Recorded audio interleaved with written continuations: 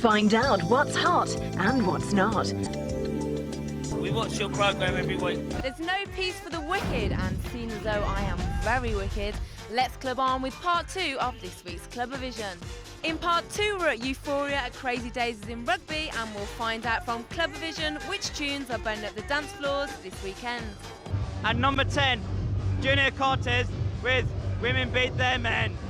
Number 9, Honey, Baby Wants to Ride. Number 8, Groove Armada, I See You Baby. Number 7, Sir William Orbit, the Barbers Tadego, 4-string, Ferry Corsten mix. And at number 6, Planet Perfecto, Bullet in the Gun. Rah! And number 5, Roger Santos, I Never Knew. Number 4, Paul van Dyk, Another Day. Number 3, Ryan Stingley, and That's the Way Love Is. Number 2, Michael Move, That Sound. Straight in, number 1, Fats and Smalls, Tonight. Hi, I'm Jules. We're with CLUBAVISION at Crazy Daisies. Stay tuned. Crazy Daisies is not the name of a mad cow, but a club out in the sticks in Rugby. And although you may not have heard of the name yet, it's receiving rave reviews from the DJs who have already played there. The promoters have described it as one of the country's best kept secrets, so we thought we'd put a stop to all that and show you what actually goes on.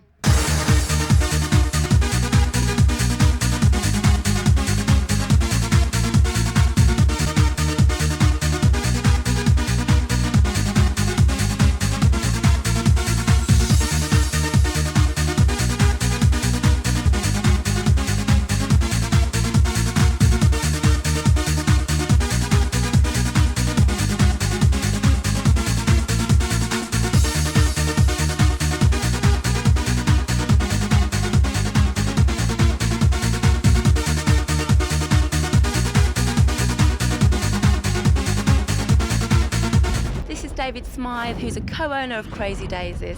David, you're only 20. How have you got to where you've got to today? A lot of family backing, to be honest. A lot of money behind me and help from my father and other people. What's the sort of crowd that comes here?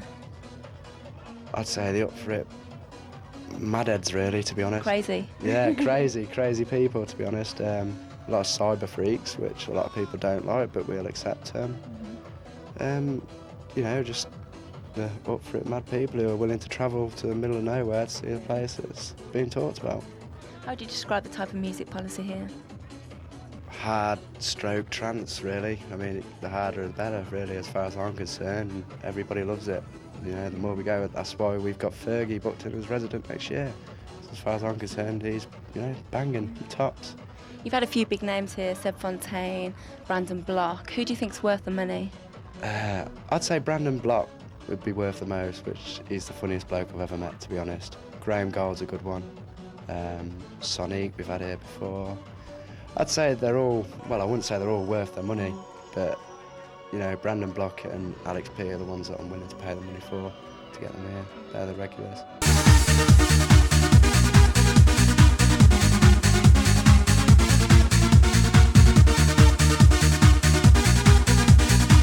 Hello, from Crazy Daisies. The crowd's really up for it and people dress mad if they want. And it's just, you know, really good atmosphere. You having fun tonight? I am. Really good fun. I mean, I've been raving for many, many years, and I know that when you find a good place, you're going to go back every time.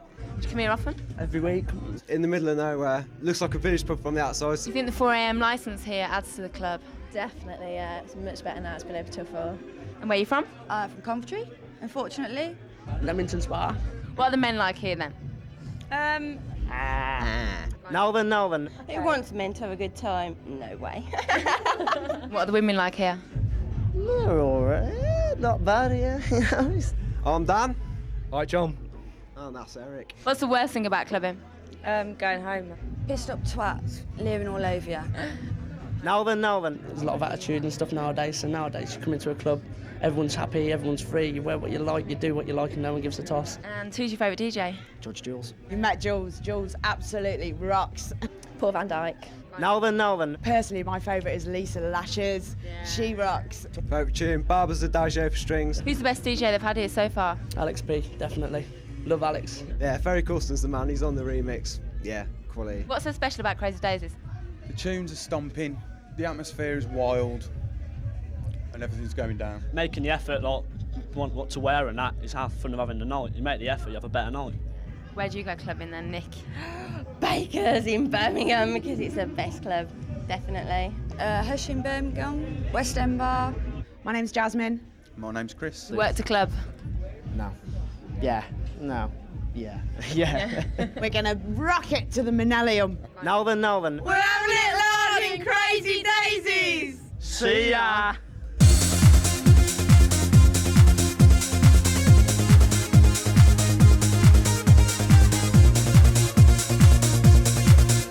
I'm joined by Jules. Jules, a lot of people say you're one of the most underrated DJs in the country. What do you think it takes to make that step up? Really, I think it just needs good promotion. People really to get behind you, get on top really on the promotion side of things, an agency to come along.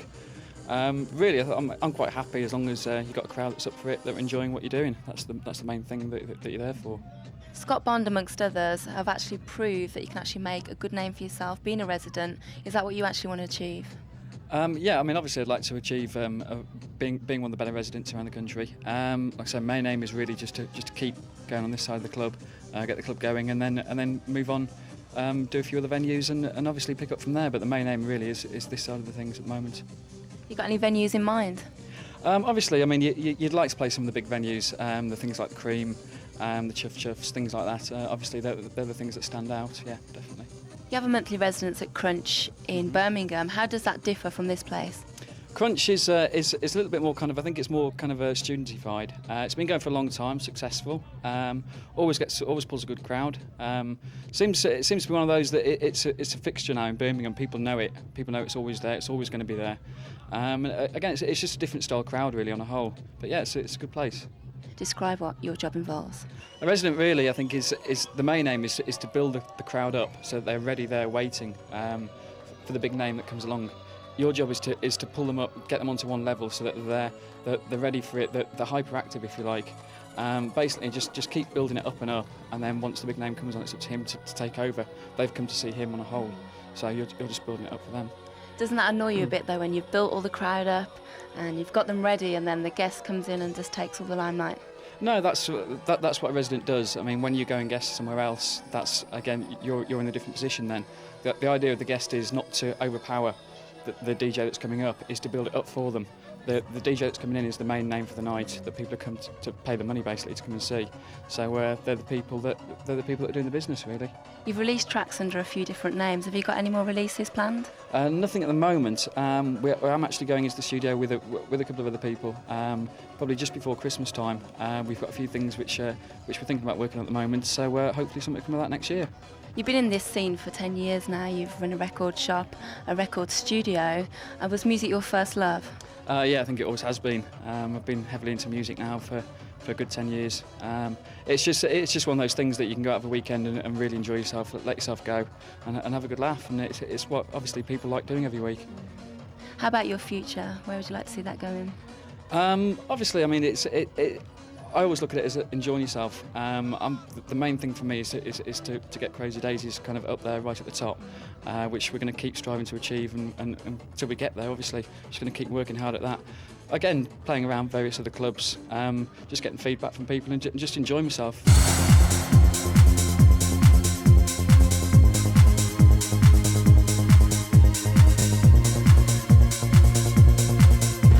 I'm joined by Scott Bond.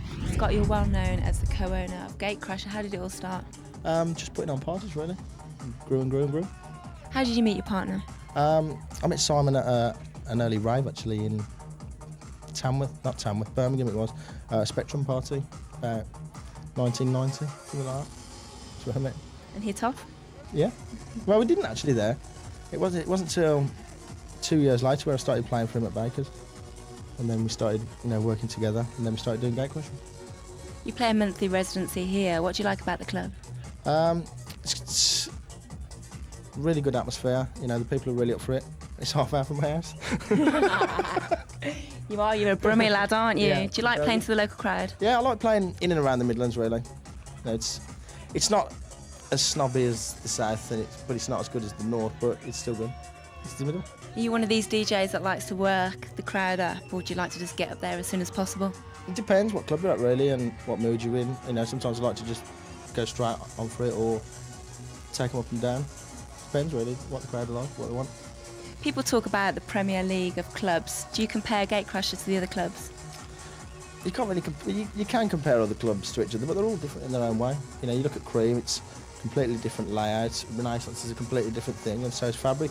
You can't really compare one club to another because you look at a club over 52 nights, and it's sometimes it's a really good night, sometimes it's a really average night at all clubs. So it's hard to compare any club really, but I enjoy them all. So you don't really worry about what the other clubs are doing? Not really, no. Couldn't care less. No, you know, I'm interested in what other clubs are doing, but I don't worry about it. How can you see the music going next year? Do you think it's going to still have the trance tip, or do you think it's going to change? I think, you know, a few of the strains of the trance style music will fade out, as music has over the last 10 years. You know, a sound comes out, it fades away, it's replaced by another sound, but, you know, 4/4 music will always be there because it's a good beat to dance to, and it will always be there. It will always be with you. How about your style of music? Do you adapt it? Yeah, you know, I'm always changing my sets. I'm always playing different sorts of music. I don't, you know, want to get pinned down to one style of music because I've never played one style of music. I've always played quite hard music, but it's that up front. Sometimes you can't pigeonhole it anyway. And how about the future? A bit more worldwide. You know, next year I'm playing a lot more territories that I haven't been to. Asia, China, Japan, America. Sort of branch out a bit.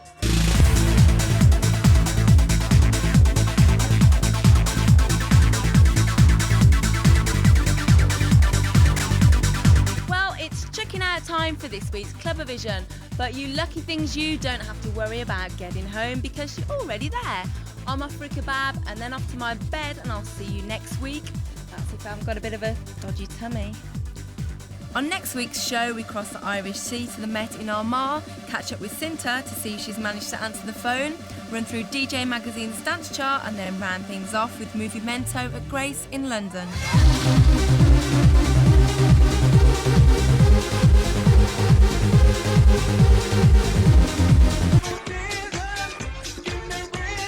Please like, tag, share and subscribe.